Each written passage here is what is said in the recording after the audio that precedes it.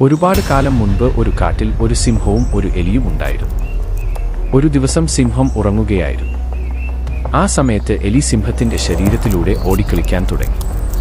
സിംഹത്തിന്റെ ഉറക്കം നഷ്ടപ്പെട്ടു. സിംഹത്തിന് ദേഷ്യം വന്നു. സിംഹം എലിയെ പിടിച്ചു. കൊല്ലാനായി സിംഹം കൈ ഉയർത്തി. പേടിച്ചു വിറച്ച എലി സിംഹത്തിനോട് തന്നെ കൊല്ലരുതെന്ന് അപേക്ഷിച്ചു. ഒരു നാൾ തന്നെ സഹായിക്കാമെന്ന് എലി വാക്ക് നൽകി. സിംഹത്തിന് ചിരി വന്നു. എങ്കിലും സിംഹം എലിയെ വെറുതെ വിട്ടു. കുറച്ചു ദിവസങ്ങൾ കഴിഞ്ഞപ്പോൾ സിംഹം വേട്ടക്കാരുടെ വലയിൽ കുടുങ്ങി. സിംഹം രക്ഷപ്പെടാൻ ശ്രമിച്ചു. പക്ഷെ കഴിഞ്ഞില്ല. സിംഹം ദയനീയമായി ഒച്ചയുണ്ടാക്കി. ആ ശബ്ദം കേട്ട് എലി ഓടിവന്നു. എലി തന്റെ മൂർച്ചയുള്ള പല്ലുകൾ ഉപയോഗിച്ച് വല കടിച്ചു മുറിച്ചു. സിംഹം രക്ഷപ്പെട്ടു. സിംഹം എലിയോട് നന്ദി പറഞ്ഞു. ഈ കഥയിൽ നിന്ന് എന്താണ് മനസ്സിലായത്? ഈ കഥയിൽ നിന്ന് നമ്മൾ പഠിക്കുന്ന പ്രധാന കാര്യം എന്താണെന്ന് വെച്ചാൽ മറ്റുള്ളവരെ സഹായിക്കുക എന്നതാണ്.